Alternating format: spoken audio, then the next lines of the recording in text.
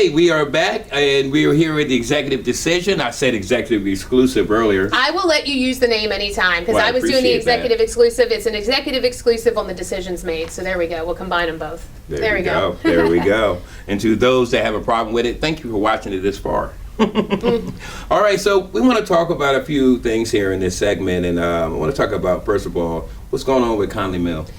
Yeah, so Conley Mill, right? So we were so excited. We thought that we had an idea to help make Conley Mill a park faster.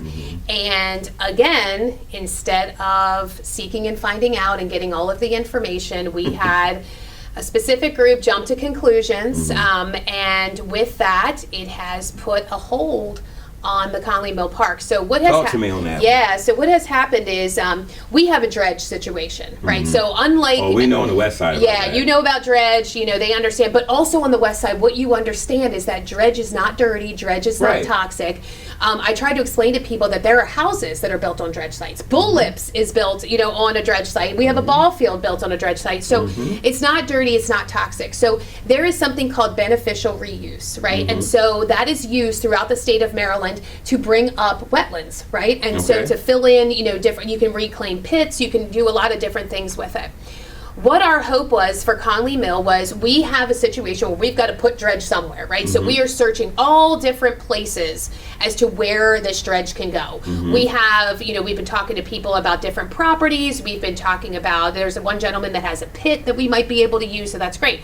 One of the ideas that we had was to put some of this dredge material at Conley Mill. And our thought was behind it is if we start turning it into a dredge, and I hate the word, but spoil site, it sounds nasty, but the dredge site, then that means that we will be moving away from mining that operation, and the Okay. mining will then shift to Potts, which is where we bought it, which is right that front piece that's in front of the landfill.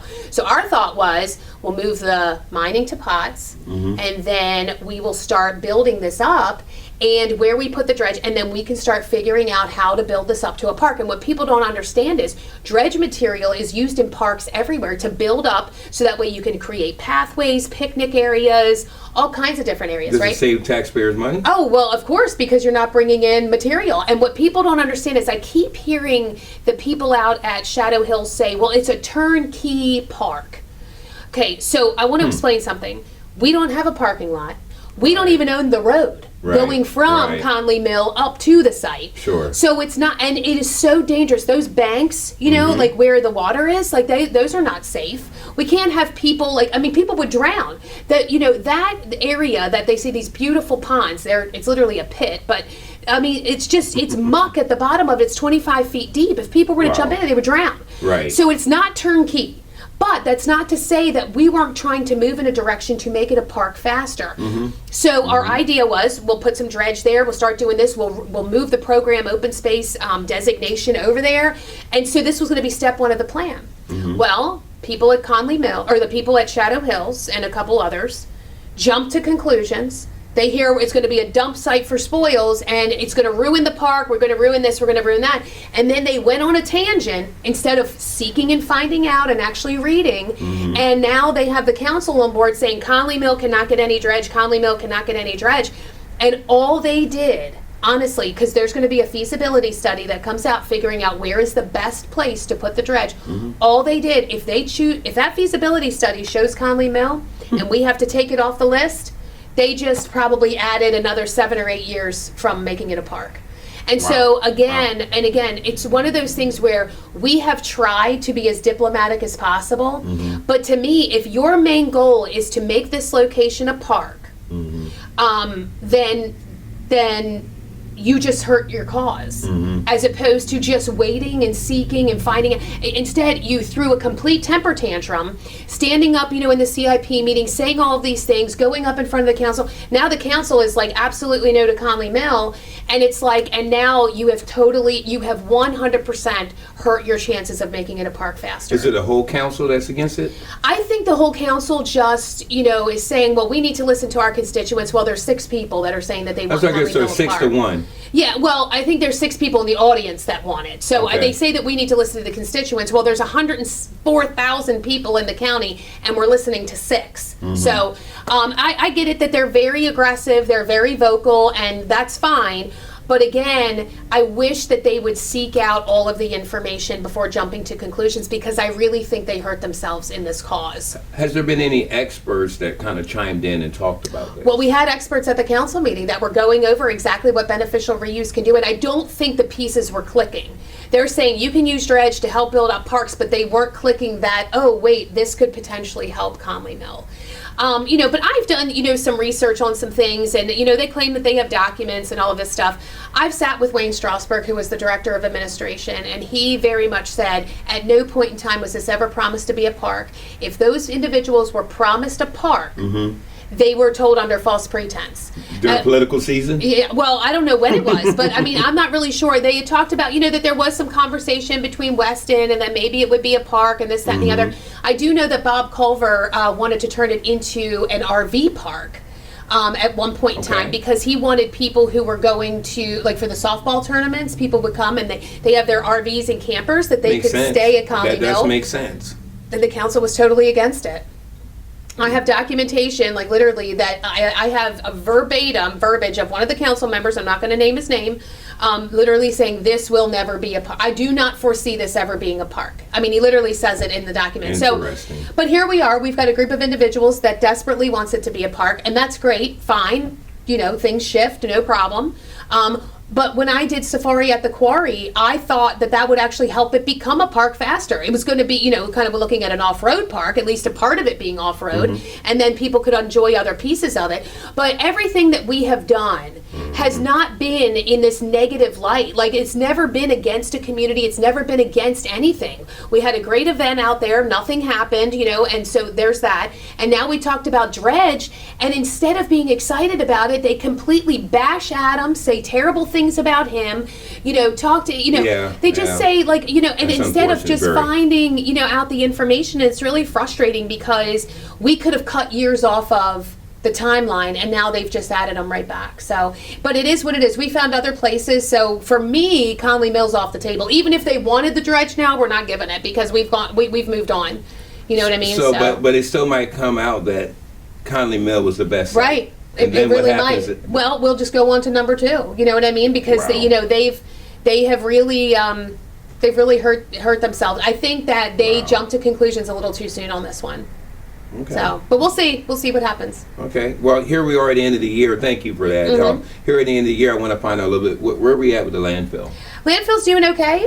The legislation that was put into place by not allowing out-of-county trash has Yes. really worked. Good. They did Good. They did a flyover, which was really good, and it showed that we added probably 4 or 5 months. So we are going to be right on time. We're getting the RFP out for cell 7, which is the last cell.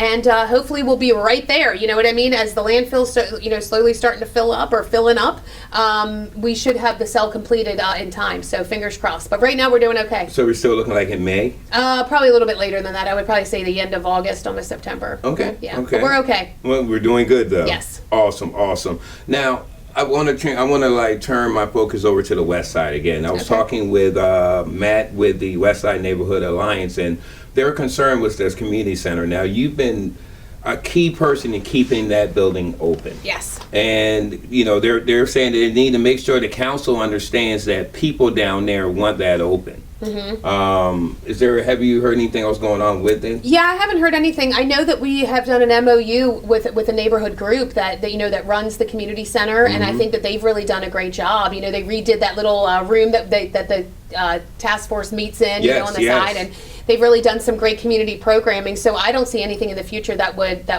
result in that closing. So Good, yeah. I mean, there was actually a dinner there last week, and I think they said 185 dinners were served there. Oh, that's great. They've got yoga. They've got all, but they were like, man, we got to make sure. And I've actually encouraged Matt, the communication guy from there, to come to the council meetings and voice the fact of how much is and how important it is. But right. Well, I mean that would have to come through my office first. So Okay. I have not heard anything. I think Steve Miller, who is runs our Rec and Yes, Parks department, yes. he's amazing. I think him and his team, are really appreciative of the MOU, with the West Side, community members. Sure. I think that we see that love for that building. I mean, I haven't heard anything about a potential of that building closing or anything. I think right now that's not even an option. So Awesome. And Civic Center. What's the progress of that? Oh man, it's looking good. It Yeah, looks it's great. starting to really like form into what it's going to be. I'm really happy with the parking situation. I really like how the cars are facing the front of the building now, and they've kind of redone. They're revamping. Every time I go there for an event, there's something different that's happened. But we're hoping actually springtime that is going to be all done, and it's going to look really nice. I mean, it's going to be make it look very state of the art. At this point, so it was kind of an older looking building, and so it definitely needed a facelift. The roof is almost done, so we've got that happening. So it'll have a new roof and this new look, and so people are going to see that soon. So pardon our dust. I know it's kind of a pain when you go in there. I know you got to be revamped and got to walk around this way and that way, but it'll all be worth it in the end. So a couple more months and we'll have it all cleaned up and ready to go. Thank you. All right, before we close out, I do want to talk about something here. By the way, yesterday we were both at a toy drive over at the Moose Lodge, and you got a chance to talk to Curtis, who is the formerly homeless, because he now actually has a place now, but he still goes around and clean up. But someone made a comment about housing first, because they saw the picture that you took with him. Yeah. What's going on with that? Yeah, I didn't really understand that. The county, as I was talking about, I said it earlier in the girl chat too, the county is trying everything they can for housing, and our hands are tied because of a lot of legislation that has previously been passed in Annapolis. So getting new housing developments and this sort of thing, and people automatically want us to build affordable housing, but I will tell you, the way that it works, we just need housing here in the county. And so if we get a new development, whether that housing is $300,000 to $400,000, $500,000 homes, when those houses are there, then the houses that are your 3-bedroom, 1-bath ranchers, go down in price. Makes we sense. need more surplus of housing to create more affordable housing. I will tell you, a lot of affordable housing really occurs within the municipalities, so we don't really have it too much within the county. I will tell you, I talked to Delegate Chris Adams. He is starting to get into development as well, and and this one project I can share, he is going to be creating housing right near Redmond's, so it's right there in Fruitland. He is designing true affordable housing. He's not doing anything with government subsidy or anything like that, but it's 2-bedroom apartments that are about $1,300, which I think is pretty reasonable when I look at rent. Right now it's insane. So that's really exciting. So we are starting to see that. We are starting to see more housing, but we've got to get some bills in Annapolis to help us out here, because everywhere we go and try to get more housing here in the county, there is some sort of roadblock that we hit because of legislation that has been passed. So we're working on that. But I will tell you, cannabis funds have come into the county. I will tell you, I didn't love when cannabis was legalized. I still don't really love it. However, I will embrace the fact that there is tax revenue that comes back into the county. It is. And with that, we are able to give that tax money to different organizations that put it right back into the community. And one of the biggest ones, I think they got $250,000, was Habitat for Humanity. And so they're a big housing group, so they're able to fix up. And they can apply for that $250,000 every year. So it's definitely a partnership that I'm happy that we made with them. And so we just did a tax credit for Habitat for Humanity that was also on Salisbury Neighborhood Housing, I think. So there are things that we are doing. Could we do more? Of course we could. But there are different things that we are trying. And like I said, at the county level, it's hard. I do suggest that if there are people who are very adamant about housing, definitely talk to your municipal leaders, because I think most of that occurs within the county or within the city. So okay. And lastly, as far as with Curtis, I remember you and I talked. We talked some months back, because you've noticed that he goes around and cleans up, and you would like to pay him, but you probably get the council at you a whole lot. I don't think so. I mean, I would just need Curtis to come in and fill out an application. Like, we literally have a job at Rhodes that does exactly what he's doing. So I would love for him to be able to get paid for what he's doing. It's $15 to $17 an hour.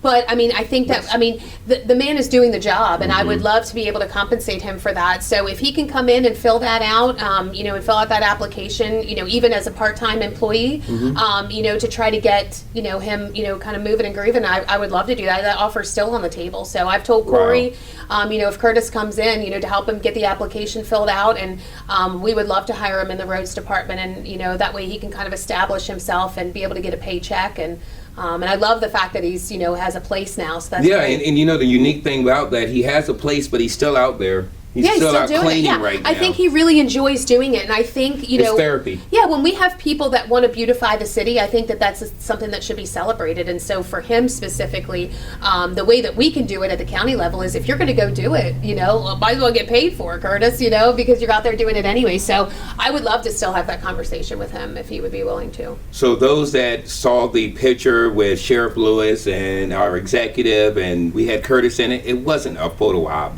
She actually is concerned. We are all concerned about Curtis, and we all want to see the best, not only for him, but also for our homeless population. Yeah, no, absolutely. I mean, and like I said, at the county level, our hands are really tied, which is very frustrating. We want housing here. We really do. And we want we definitely want smart growth. We don't want urban sprawl. The cities should be the cities, and, we should still have our rural landscape. Sure.